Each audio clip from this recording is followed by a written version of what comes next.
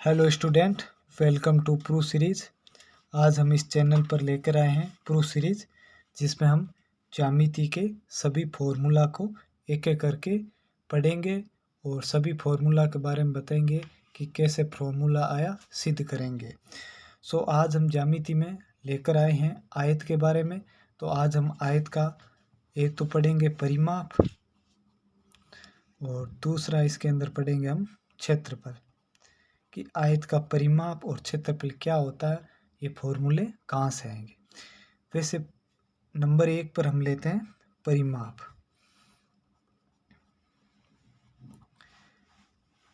सबसे पहले आपको पता होना चाहिए कि परिमाप किसे कहते हैं। परिमाप नाम से ही पता चल रहा है, परि यानी चारों ओर,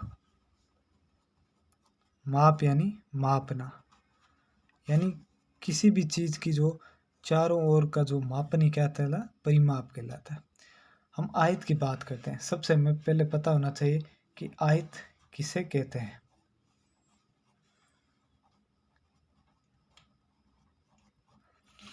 तो आयत के बारे में बात करते हैं तो आयत एक तरह का क्या है, चतुर्भुज है। और चतुर्भुज किसे कहते हैं, इस चतुर यानी चार, भुज यानी भुजाएं, यानी ऐसा बहुभुज जिसके चार भुजाएं हो वह चतुर्भुज कहलाता है। ठीक है। और चतुर्भुज के अंदर आयत ऐसा चतुर्भुज जिसके आमने सामने की भुजाएं बराबर हो तथा इनसे भुजाओं से जो बनने वाला प्रत्येक कोण क्या हो 90 डिग्री हो, वो आयत कहलाता है। जैसे आप चित्र बनाते हो, जैसे हमने एक चतुर्भुज बना लिया, ए बी सी और डी, एक चतुर्भुज ए बी सी डी बना लिया। अब इसके अंदर हम क्या कर रहे हैं, आयत कब कहलाएगा, जब ए बी बराबर हो सी डी के तथा ए डी बराबर हो बी सी के, यानी आमने सामने भुजाएं बराबर हो तथा प्रत्येक कोण, कोण ए बराबर कोण बी बराबर कोण सी बराबर कोण डी क्या कहलाता है, आयत कहलाता है। आयत नहीं, सॉरी इक्वल टू 90 डिग्री होता है। ठीक है। प्रत्येक कोण 90 डिग्री हो गया, जबकि आमने सामने की भुजाएं ए बी और सी डी और ए डी और बी सी क्या होगी, भुजा, यानी ये भुजा बराबर, ये भुजा और ये भुजा इक्वल हो गई। ठीक है। आयत में जो लंबी भुजाएं होती हैं उसको हम क्या कहा जाता है, लंबाई, और जो लंबाई से कम होती हैं उसको हम कहते हैं चौड़ाई। क्योंकि आयत में, आयत एक क्या है, 2D डायमेंशन है, जिसके अंदर लंबाई और चौड़ाई होती है।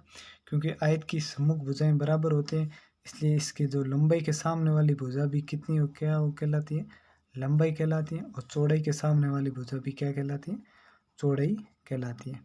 ये तो बात थी आयत की, कि आयत कैसे कहते हैं। ठीक है। अब हम पढ़ेंगे आयत का परिमाप के बराबर। परिमाप का अर्थ क्या होता है, परि यानी चारों ओर, माप यानी मापना, यानी चारों ओर की भुजाओं को मापना। जैसे हम बात करते हैं आयत में, हम बात करते हैं आयत का परिमाप के बारे में।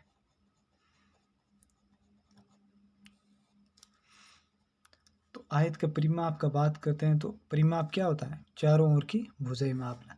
आप बताओ इसके अंदर चारों जो भुजाएं क्या है, भुजा एक तो भुजा है ए बी, एक भुजा है बी सी, एक भुजा है सी डी और एक भुजा है क्या, डी ए। ये चारों भुजाएं हैं। हमें पता, हम ए बी बराबर हम क्या लिख सकते हैं, लंबाई, बी सी बराबर क्या लिख सकते हैं हम, चौड़ाई, और सी डी बराबर क्या लिख सकते हैं हम, वापिस लंबाई, और डी ए बराबर क्या लिख सकते हैं हम, चौड़ाई।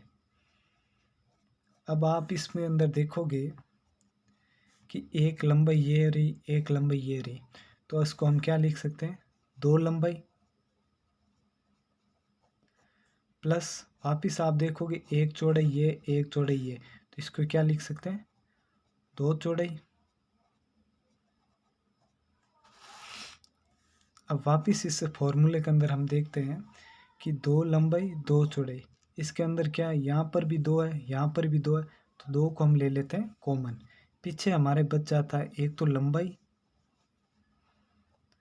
और एक बच जाता है चौड़ाई। एक तो लंबाई बच जाता है, एक चौड़ाई बन जाता है। ये क्या कहलाता है, आयत का परिमाप। तो इस प्रकार हमारे पास आयत का परिमाप होगा 2 इंटू कोष्टक में लंबाई प्लस चौड़ाई, क्या आ गया, ये आ गया आयत का परिमाप। जब भी आपसे सीधा आयत का फॉर्मूला पूछ ले परिमाप के अंदर, तो आपको क्या बताना, 2 इंटू लंबाई प्लस चौड़ाई। आयत का परिमाप हो गया। अब आयत के परिमाप के बाद में हम बात करते हैं आयत के क्षेत्रफल की। किसकी बात करें, आयत का क्षेत्रफल।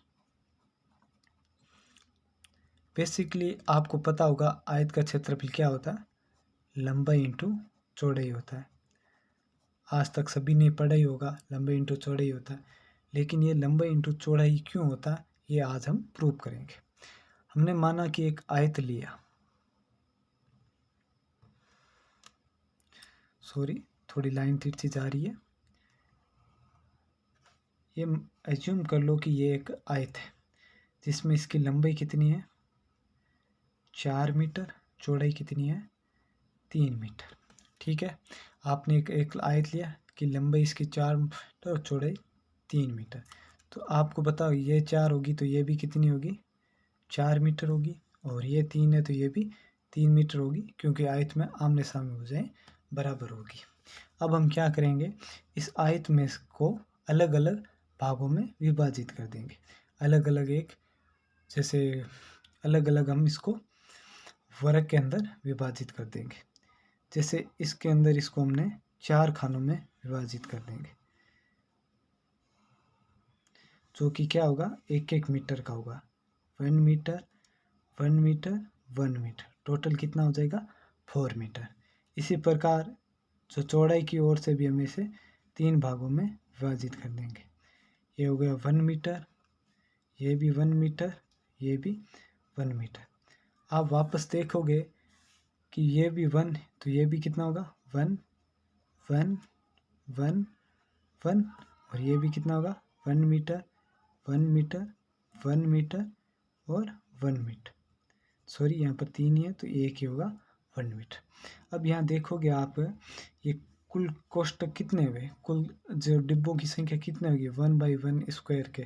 तो आप देखो 1 2 3 4 5 6 7 8 9 10 11 12, तो कितने हुए, 12 हमें पास हुआ ये जो कोष्टक प्राप्त हुए 1/1 मीटर के। ठीक है, तो इसलिए मतलब आयत का एरिया कितना आ गया, 12। अब आप सोचोगे कि 12 कैसे आए, 12 आ सकते हैं, एक तो 12 को 1 से मल्टीप्लाई करें तो 12 आ सकते हैं, या 6 को 2 से मल्टीप्लाई करें तो भी 12 आ सकते हैं, या 4 को 3 से मल्टीप्लाई करें तो भी 12 आ सकते हैं। अब अलग अलग रिलेशन देख लेते हैं। 12 गुणा 1 इक्वल टू 12, पर हमें यहाँ पर कहीं 12 1 नहीं दिया, तो इसी को छोड़ो। 6 मल्टीप्लाई 2, यहाँ पर 6 भी कहीं नहीं दिया, ना ही 2 दिया, लेकिन 4 और 3 हमें पता है क्या है, 4 इंटू 3 बराबर 12 होता, और 4 का भी हमें पता है, 3 का भी पता है। 4 हमारी थी लंबाई और 3 क्या थी, चौड़ाई।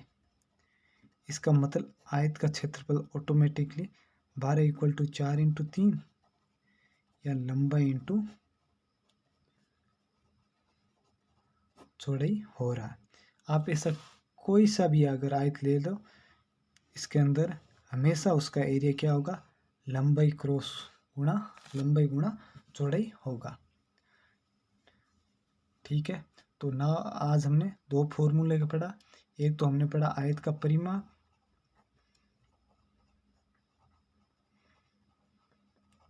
जो कि होता है 2 गुणा लंबाई प्लस चौड़ाई, और एक हमने पढ़ा आयत का क्षेत्रफल, जिसको हम इंग्लिश में बोलते हैं एरिया, और वो एरिया क्या होता है, लंबाई गुणा चौड़ाई होता है। तो इसी के साथ ये दोनों फॉर्मूले हमने यहाँ पर प्रूव किए। आई थॉट आपको वीडियो पसंद आया होगा। पसंद आए तो वीडियो को लाइक करें, शेयर करें, चैनल को सब्सक्राइब करें। ठीक सा, गुड बाय।